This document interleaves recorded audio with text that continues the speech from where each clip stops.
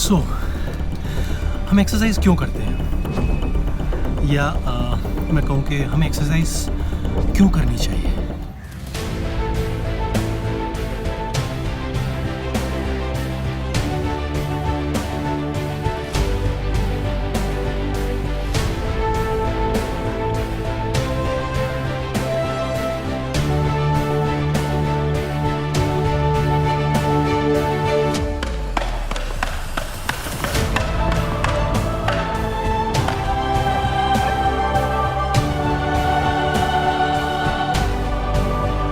So exercise surely हमें strong बनाती है, हमारा स्टैमिना मेंटेन करती है, स्टैमिना बढ़ाती है, फ्लेक्सिबिलिटी बढ़ाती है। और जो हम ऑक्यूपेशन कर रहे हैं या जो भी हम काम करते हैं उसको हम और बेटर तरीके से कर सकें, लंबे समय तक कर सकें, हमारी बॉडी को रेडी करती है उसके लिए। And like in different sports, while playing guitar, we need all these abilities in our hands. So मेरे हिसाब से गिटारिस्ट के हाथों के लिए जो चीज़ें बहुत ज़रूरी हैं उनमें से कुछ हैं strength, flexibility, stretching, speed and control.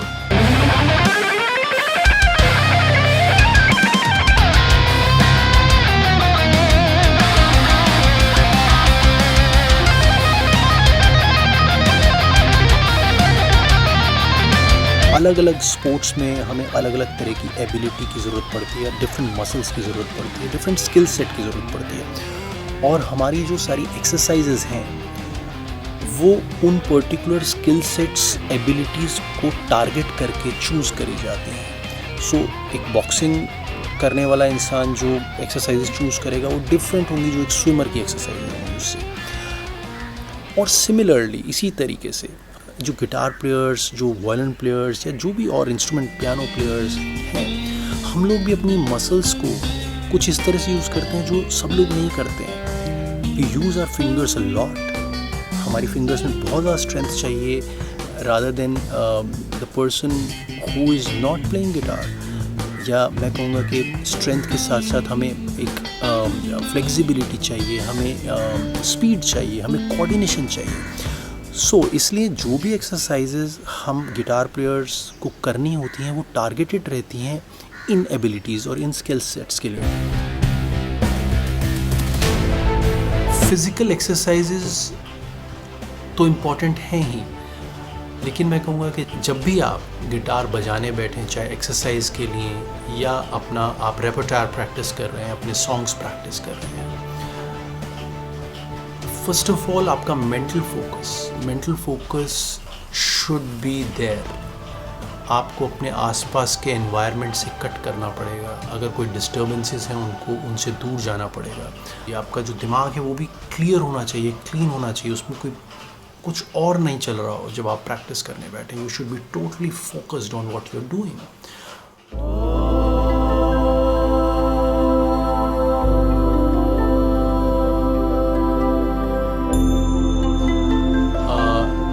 आपका एक पर्सनल जोन होना चाहिए, एक पर्सनल प्लेस होना चाहिए जहाँ पे आप प्रैक्टिस करें, which should be away from all kind of noises in the house. Targeted कुछ एक्सरसाइजेज मैं आज आपसे शेयर करने जा रहा हूँ जो मेरी कुछ फेवरेट एक्सरसाइजेज हैं और मैं अक्सर स्टूडेंट्स को बताता हूँ रूटीन में शामिल करने के लिए।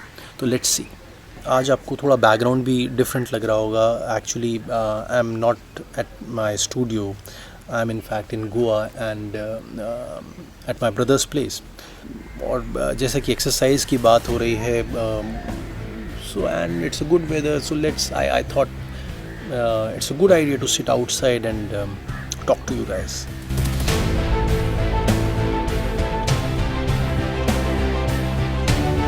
पहली एक्सरसाइज जो मैं शेयर कर रहा हूँ वो वार्म अप एक्सरसाइज है। वो आप जब भी गिटार बजाना शुरू करें उससे पहले आप कर सकते हैं। एक्चुअली ये एक्सरसाइज एक क्रोमैटिक एक्सरसाइज का ही ऑल्ट्रेशन है, जो कि क्रोमैटिक एक्सरसाइज आई थिंक आप सभी लोग करते होंगे या सब लोग अलग अलग तरीके से इस एक्सरसाइज को करते हैं। तो क्रोमैटिक एक्सरसाइज चारों फिंगर से एक साथ ना करके I prefer to do it in pairs. तो जैसा कि पहले मैं इन दोनों फिंगर्स के साथ करूँगा।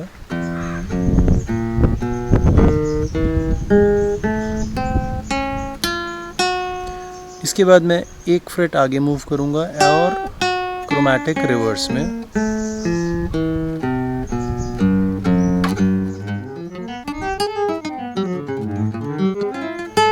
और इस तरीके से आप इसको पूरा ऊपर 12th फ्रेट तक बजाएंगे।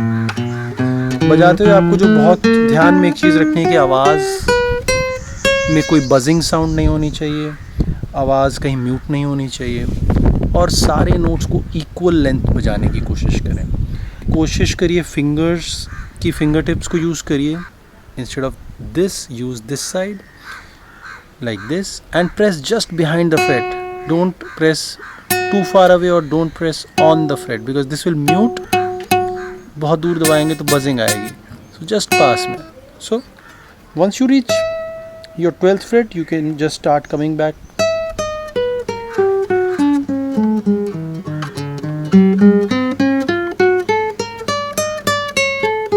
इसी में एक ऑल्ट्रेशन है। अगर आप इसके साथ स्ट्रेचिंग की एक्सरसाइज को भी मिक्स करना चाहें तो आप कर सकते हैं। जब आप यहाँ पे 12th फ्रेट तक पहुँच जाएं, वापस आते हुए एक फ्रेट का गैप मेंटेन करिए। So if you are pressing 12th fret with your middle finger, first finger आप 10th पे रखेंगे।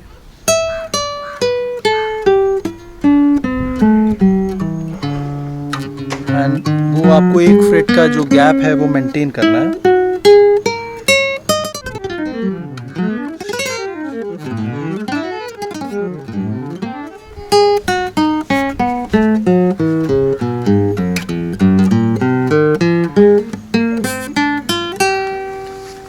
तो जैसे जैसे आप नट की तरफ आएंगे आप देखेंगे कि आपकी स्ट्रेचिंग बढ़ती जाती है। And it's a very good exercise during warm up only कि आप स्ट्रेचिंग की भी एक्सरसाइज कर लेते हैं। These two fingers anyways are stronger. जब हम इन दोनों फिंगर्स से करेंगे आप थोड़ा सा आपको ज़्यादा कठिन लगेगा।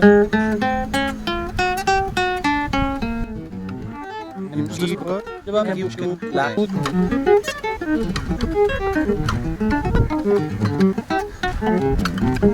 तो ये क्रोमैटिक एक्सरसाइज है जो आपके एक्सरसाइज रूटीन के स्टार्टिंग के लिए बहुत ही अच्छी एक्सरसाइज रहेगी।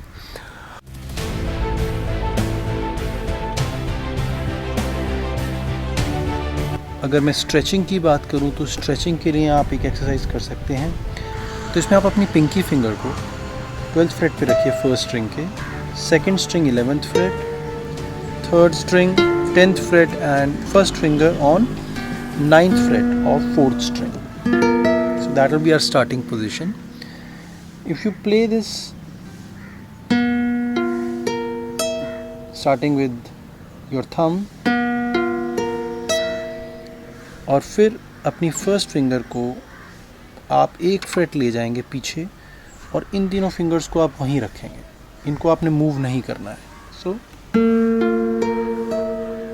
इसके बाद नेक्स्ट रहेगा आपका, आप सब फिंगर्स को ही रखेंगे, सिर्फ सेकेंड फिंगर को मूव करेंगे। Then you move your third, then you move your fourth finger and then again you will be in the similar position, just एक फ्रेट पीछे।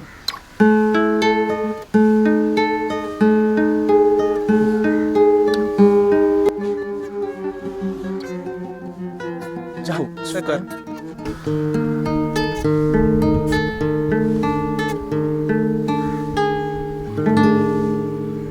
ओके। तो जिस फ्रेट तक आप कर पाएँ और जब भी आपको लगे there is lot of tension building up और थोड़ा सा आपको यहाँ पे स्ट्रेन लगे तो आप थोड़ा रुकिए एक्सरसाइज में और थोड़ा सा स्ट्रेच करिए, हाथ को हल्का सा लूज़ करिए, रिलैक्स करिए, take your time and then start again.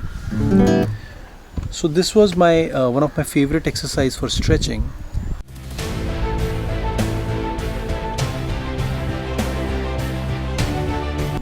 अब मैं आपको एक और अपनी फेवरेट एक्सरसाइज बता रहा हूँ जिसको मैं अपोजिंग मोशन एक्सरसाइज कहता हूँ। सो अपोजिंग मोशन एक्सरसाइज का स्टार्टिंग पॉइंट रहेगा, फर्स्ट फिंगर को आप सेकंड स्ट्रिंग पे रखिए और सेकंड फिंगर को आप रखिए फोर्थ स्ट्रिंग पे। तो बीच में एक स्ट्रिंग है जिसका गैप रहेगा और ये हमारी स्टार्टिंग पोजीशन रहेगी। और राइट हैंड में आप इसको प्लग करेंगे एक साथ आप फोर्थ स्ट्रिंग और सेकंड स्ट्रिंग को प्लग करेंगे। आप सेकंड स्ट्रिंग पे फिंगर को ऑल्टरनेट कर सकते हैं, फर्स्ट और आई और एम फिंगर को, फर्स्ट और सेकंड फिंगर को, और थंब आप रेगुलरली करेंगे। एक्सरसाइज को हम अपोजिंग मोशन इसलिए कहते हैं क्योंकि हमारा पहला पोजीशन ये रहेगा, and then we have to move our fingers in opposite direction. So this is going upward and this finger will go downwards. तो ये फिंगर ऊपर की तरफ आएगी और ये फिंगर नीचे की तरफ आएगी, और ये एक साथ होगा। ऐसा नहीं कि आप इसको उठा के पहले यहाँ रखें और फिर यहाँ, नहीं, that is wrong. So you have to bring it together. So and you can keep doing this for some time. Speed आप अपने हिसाब से मेंटेन कर सकते हैं। शुरुआत हमेशा स्लो से करिए। Then change the pair.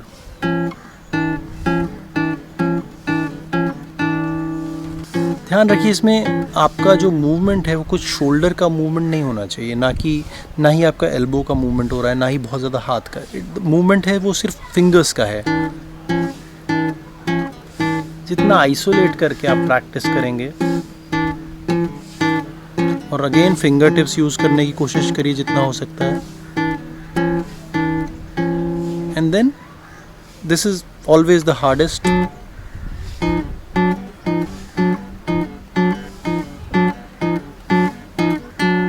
And ऐसे ही आप बैक आ जाएंगे। सो साइक्लिक ऑर्डर में आप इसको करते रहिए।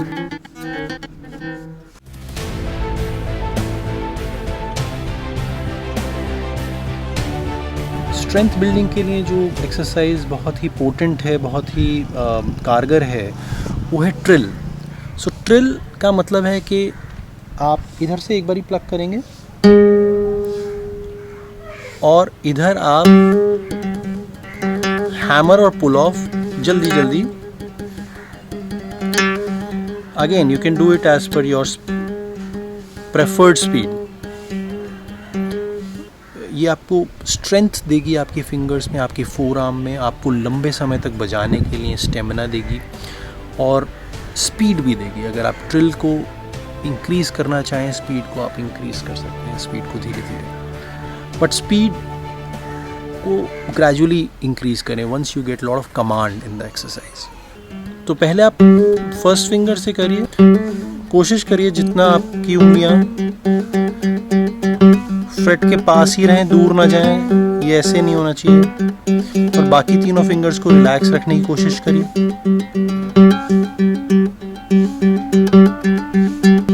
आपको 12th फ्रेट तक इसे ले जाना है।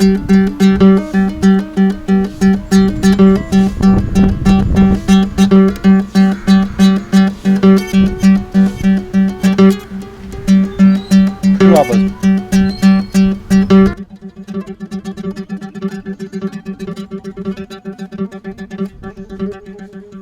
and once you reach here, if you feel some stretching, अपना हाथ को आप रिलैक्स करिए, थोड़ा सा स्ट्रेच करिए।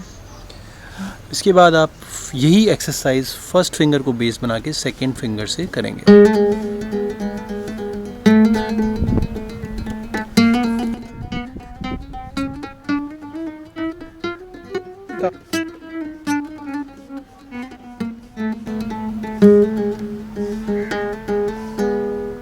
Same thing goes with your these two fingers.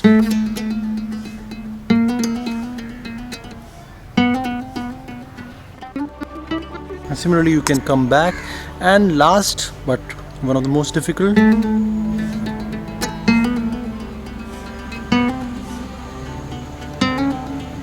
pinky is always the most difficult. और जब तक आप इसको 12 तक लाएंगे, वापस लाएंगे, you will feel lot of may be थकावट आप फील करेंगे हाथ में, या थोड़ा सा आपको टाइटनेस फील होगी फोर आर्म में, which is good, which means that ये मसल्स एक्सरसाइज जो आप कर रहे हैं उनका असर आ रहा है इन मसल्स पे। जितना कंसंट्रेशन से आप एक्सरसाइज करेंगे आपको रिज़ल्ट मिलेगा कम समय में।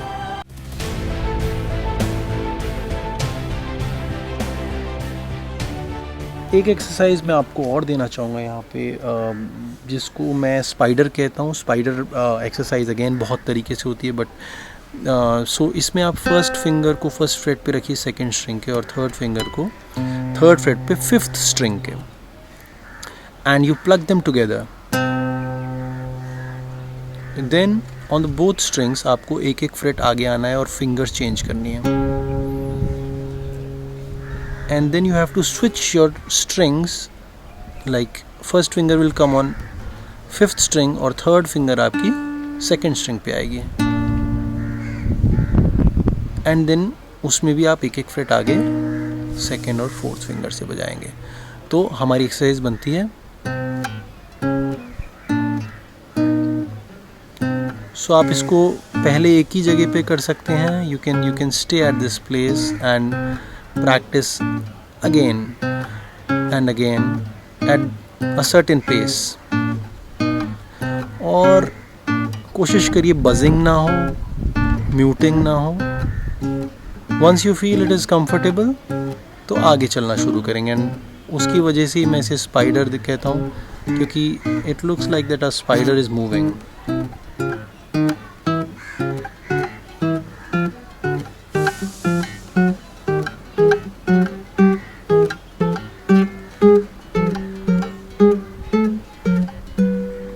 This will open up your hand a lot, और ये जो इसमें अपोजिंग मोशन भी आएगा, कोऑर्डिनेशन भी आएगा। once you are playing with these two fingers, then you are playing with switching to these two. So this is also a very important exercise, I feel.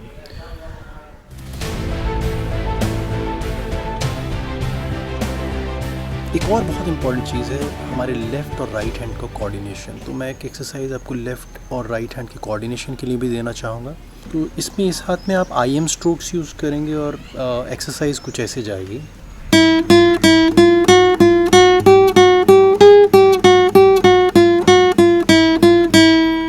0 1 0 1 2 1 2 3 2 3 4 3 2 3 2 1 2 1 0 1 0।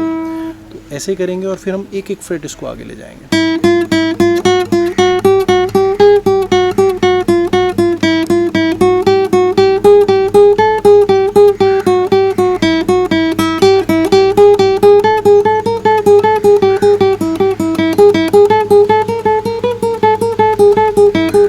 और इसमें मेरी टिप ये रहेगी आपको कि जितना हो सके लेफ़्ट हैंड और राइट हैंड को दोनों को रिलैक्स रखिए।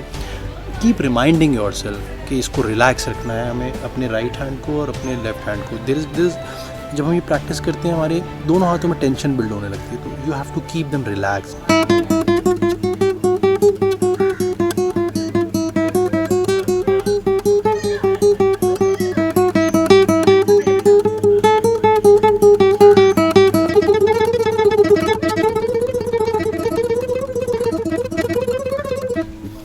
And here also you can keep changing your fingers. Maybe right now you're using these two fingers, then you can also practice with these. So this is always a little difficult then.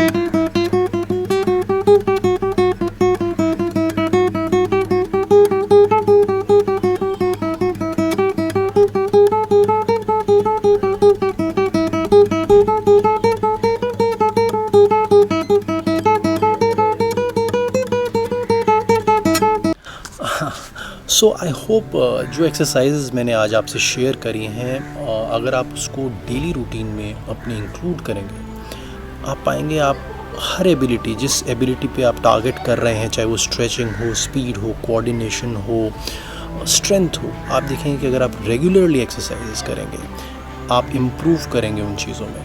तो जब भी हम कोई piece बजाते हैं, कोई song बजाते हैं, और जिसमें कोई भी चैलेंजिंग पोर्शन होता है, चाहे वो स्पीड की वजह से हो या लंबे स्ट्रेच की वजह से हो, या कहीं पे आपको बहुत ज़्यादा स्ट्रेंथ की ज़रूरत पड़ रही है कुछ पोजीशन होल्ड करने के लिए, तो ये सब एक्सरसाइजेज अगर आप करते रहेंगे तो आप देखेंगे कि आप उन पीसेस, उन सॉन्ग्स को बहुत कम समय में, जो पहले आपको लगता था उससे बहुत कम समय में आप उनको प्रिपेयर कर पाएंगे।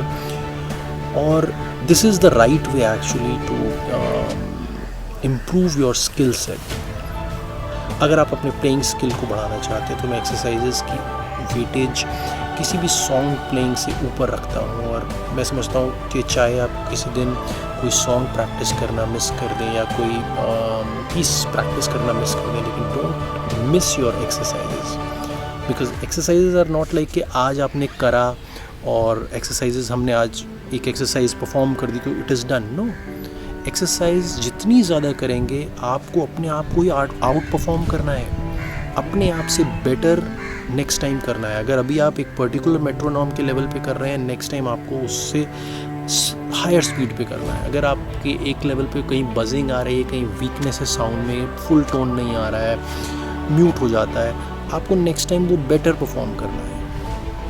आप इन्हीं एक्सरसाइज को पहले विदाउट मेट्रोनॉम करिए और फिर विद मेट्रोनॉम करिए। And I can assure you if you do these exercises, आपकी प्लेइंग नेक्स्ट लेवल पे जाती ही जाएगी and you will keep breaking your own boundaries. अपनी खुद की आपकी एक रूफ आ गई है कहीं ना कहीं कि इससे ऊपर अब हम नहीं जा पा रहे हैं, इम्प्रूव नहीं हो पा रहे हैं। These exercises will help you in that. I hope आज का एपिसोड आपको हेल्प करेगा अपने स्किल सेट को बढ़ाने में और आप इन एक्सरसाइजेज को अपने डेली रूटीन में शामिल करेंगे। सो इसी के साथ मैं आज का एपिसोड समाप्त करना चाहूँगा और जब तक हम फिर से मिलते हैं, stay happy and healthy, keep practising, bye bye.